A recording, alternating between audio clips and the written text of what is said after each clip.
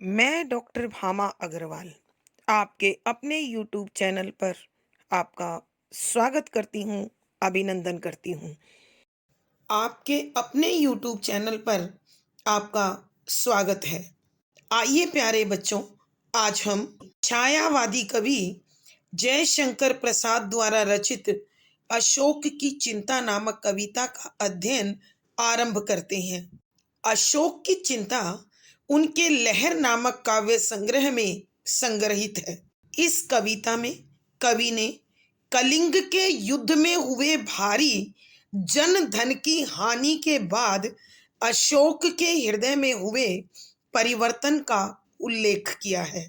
युद्ध जीतने के बाद भी अशोक का मन अशांत रहता है। वह भीषण नरसंहार को देखकर आत्मग्लानि, पश्चाताप और वैराग्य से भर उठता है।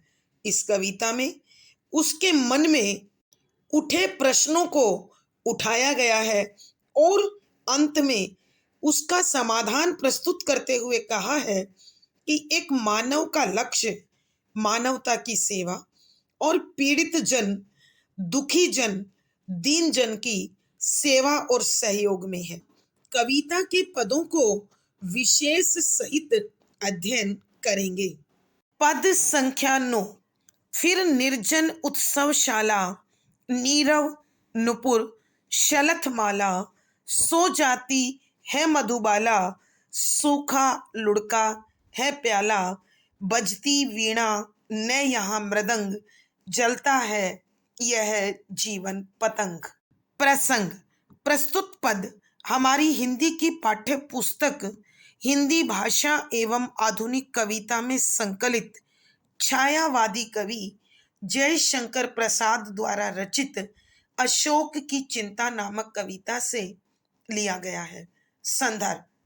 यहाँ कवि ने प्रातः काल में मधुशाला के दृश्य की तुलना मानव शरीर में स्व जागरण के बाद की स्थिति से करते हुए लिखा है कि शब्दों के अर्थ निर्जन, लोगों से रहित, एकांत, उत्सवशाला, उत्सव होने का स्थान, नीरव, शांत, चुपचाप, नुपुर, घुंघरू, शलत, ढीली ढाली, मुरझाई हुई, माला, आभूषण, मधुबाला, शराब पिलाने वाली महिला अर्थात मनुष्य की इच्छा, सूखा लुढ़का प्याला अर्थात अपूर्ण इच्छाएं, मृदंग, ढोलक।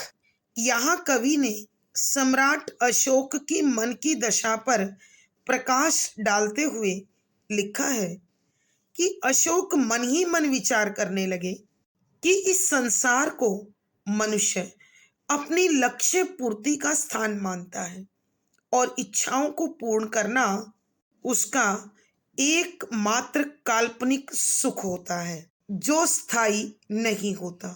कभी कभी एक इच्छा की पूर्ति के बाद दूसरी इच्छा जन्म ले लेती है और मनुष्य को पुनः बेचैन कर देती है, और कभी कभी जब वो इच्छाएं अपूर्ण रह जाती हैं तो भी मानव के मन में सिवाय पश्चाताप के, सिवाय आत्मग्लानि के कुछ शेष नहीं बचता है। इन सब स्थितियों की तुलना कवि ने उस उत्सवशाला से की है जहां कुछ पल पूर्व बड़ा शोरगुल था, बड़ा नाच गाना था। प्यारे बच्चों, इसे समझने के लिए आप किसी वैवाहिक स्थल की भी कल्पना कर सकते हैं। विवाह से पूर्व उस उत्सव स्थल को कितना सुंदर सजाया जाता है और घटना पूर्ण होते ही वह स्थान बड़ा बेजान, बड़ा अस्त व्यस्त, बिखरा हुआ सा प्रतीत होता है। तो कवि ने मानव के जीवन काल की तुलना उत्सवशाला से की है। मनुष्य के कार्यों की तुलना मधुबाला के पांव में बजने वाले नुपुर से की है और मानव के द्वारा इच्छा से कार्य करने को मधुबाला के आभूषणों से की है। वक्त निकलने पर इस संसार में न मानव बचता है, न मानव की इच्छाएं बचती है, और न इच्छाओं से मिलने वाला सुख बचता है तो उन कार्यों का परिणाम जो हमने उचित और अनुचित का विचार किए बिना किए हैं। कवि कहते हैं कि मानव अपनी मोह माया में फंसकर अपने परिजनों के लिए सुख ढूंढने के लिए दिन रात भागता है, लेकिन जब अवस्थाएं बदलती हैं, स्थितियां बदलती हैं, मनुष्य की शारीरिक क्षमता क्षीण होती है, तो वो भी उसे ठुकरा देते हैं जिन्होंने उसे कभी सिर माथे पर बिठाया था, हृदय पर बिठाया था। तो उस समय मनुष्य के जीवन में केवल एकांत होता है, अकेलापन होता है, उदासीनता होती है और साथ होता है पश्चाताप। अब न उसके आसपास लोगों की भीड़ होती है, न उसके कार्यों में तेजी होती है, न लोग उसके कार्यों की प्रशंसा करते हैं, और एक समय देखते देखते ऐसा भी आता है, सो जाती है मधुबाला, कि वो इच्छाएं जो उसे हर पल बेचैन रखती थी, क्रियाशील रखती थी, दौड़ाती रहती थी, वो भी उसका साथ छोड़ देती है। अर्थात मनुष्य की इच्छाएं उसके शरीर की कार्य शक्ति के क्षीण होने के साथ ही साथ छोड़ने लगती हैं। मानव शरीर बेजान, निढाल, शक्तिहीन होकर एक तरफ पड़ा रहता है। अब न उसके जीवन में कोई इच्छा हलचल मचा पाती है, न कोई इच्छा उसे बेचैन कर पाती है, और न ही उसके इर्द गिर्द किसी प्रकार का कोई राग रंग शेष बचता है। अर्थात कवि के कहने का भाव यह है कि मनुष्य की जैसे ही शक्ति क्षीण होती है तो उसे किसी भी प्रकार से कोई भी सुख प्राप्त नहीं होता। उसके चारों तरफ सिर्फ उपेक्षामय वातावरण बनता चला जाता है, और मानव के पास सिर्फ पश्चाताप के कुछ भी बाकी नहीं रहता। कवि के कहने का भाव यह है कि मनुष्य को समय रहते संभलना चाहिए, और केवल उन्हीं कार्यों को अपने जीवन में स्थान देना चाहिए जो उसे सच्चा सुख, परम शांति प्रदान कर सकते हैं। विशेष यहाँ कवि ने उत्सव के समाप्त होने पर उत्सवशाला की स्थिति से तुलना मानव के शरीर के शक्तिहीन होने से की है। शुद्ध साहित्यिक खड़ी बोली है, लक्षणा शब्द शक्ति है, करुण रस प्रसाद गुण है। यहाँ रूपक, अनुप्रास, स्वभावो उक्ति, उल्लेख आदि अलंकारों का सुंदर सटीक प्रयोग किया है। गीति तत्व मौजूद है। पद संख्या 10। इस नील विषाद गगन में, सुख चपलासा दुख घन में, चीर विरह नवीन मिलन में, इस मरु मरीचिका वन में, उलझा है चंचल मन कुरंग, जलता है यह जीवन पतंग। प्रसंग। प्रस्तुत पद हमारी हिंदी की पाठ्य पुस्तक हिंदी भाषा एवं आधुनिक कविता में संकलित छायावादी कवि जयशंकर प्रसाद द्वारा रचित अशोक की चिंता नामक कविता से लिया गया है। संदर्भ। यहाँ कवि ने मानव के जीवन में आने वाले सुख दुख दोनों की नश्वरता पर प्रकाश डाला है कि दोनों ही जीवन में स्थायी नहीं है। जिस प्रकार दिन के बाद रात का आना और रात के बाद दिन का आना तय है, उसी प्रकार मनुष्य के जीवन में हर्ष, विषाद, खुशी और गम भी साथ साथ आते जाते रहते हैं।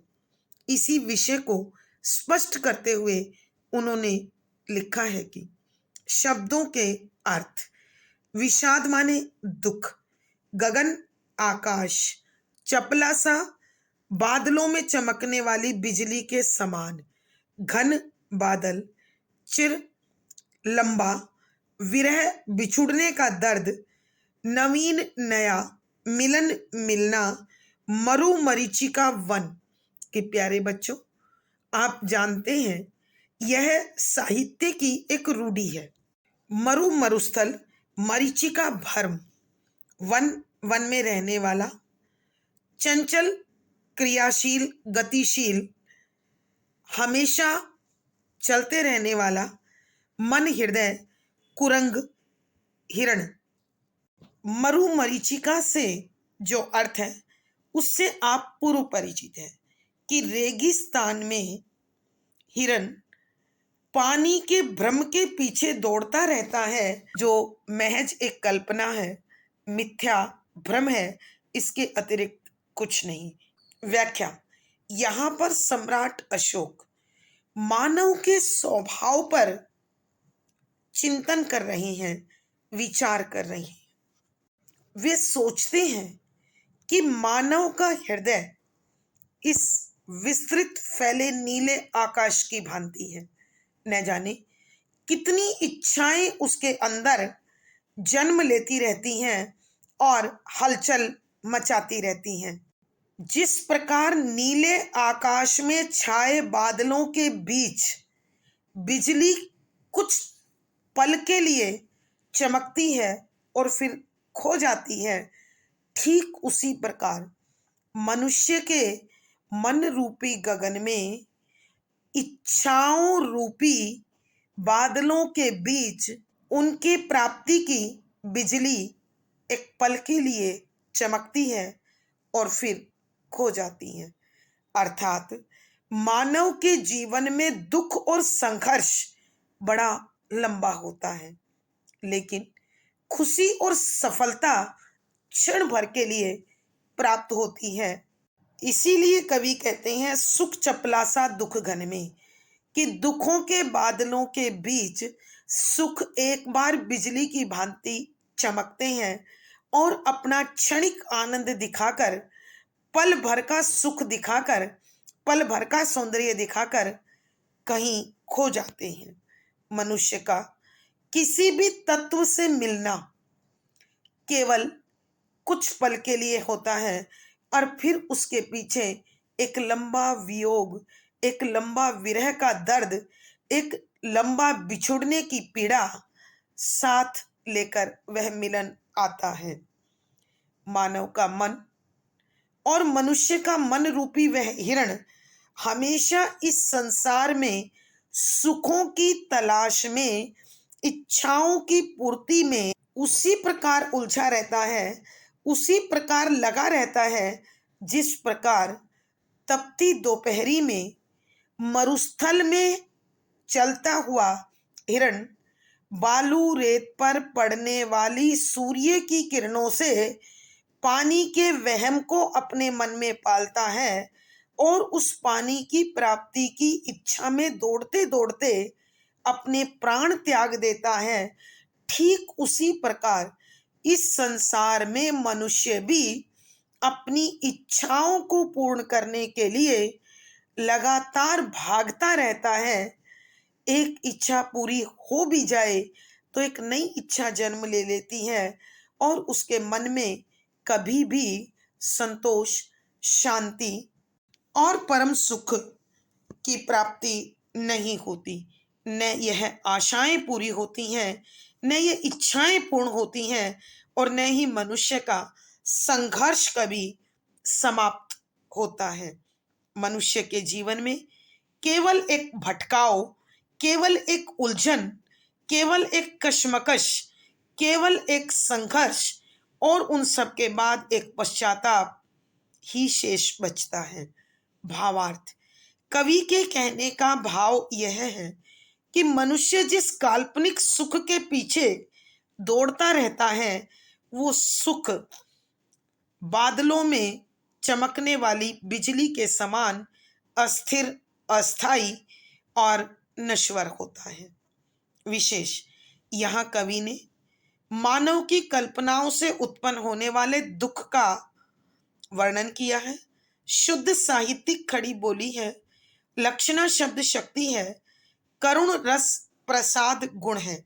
यहाँ पर अनुप्रास, चपला सा उपमा, दुख घन रूपक, चीर विरह नवीन मिलन में स्वभावोक्ति, मरु मरीचिका वन में पदमैत्री आदि अलंकारों का सुंदर सटीक प्रयोग हुआ है। गीति तत्व मौजूद है। अगली कक्षा में हम फिर मिलेंगे। आशा है आपको पढ़ा गया विषय समझ में आया होगा। अपने भाव व विचार कमेंट बॉक्स में अवश्य लिखें। वीडियो को लाइक करें, शेयर करें और ऐसी ही ज्ञानवर्धक वीडियो के लिए चैनल को सब्सक्राइब करें। प्यारे बच्चों, आपका दिन और जीवन शुभ हो, मंगलमय हो, इसी शुभकामना के साथ आपको आभार, धन्यवाद।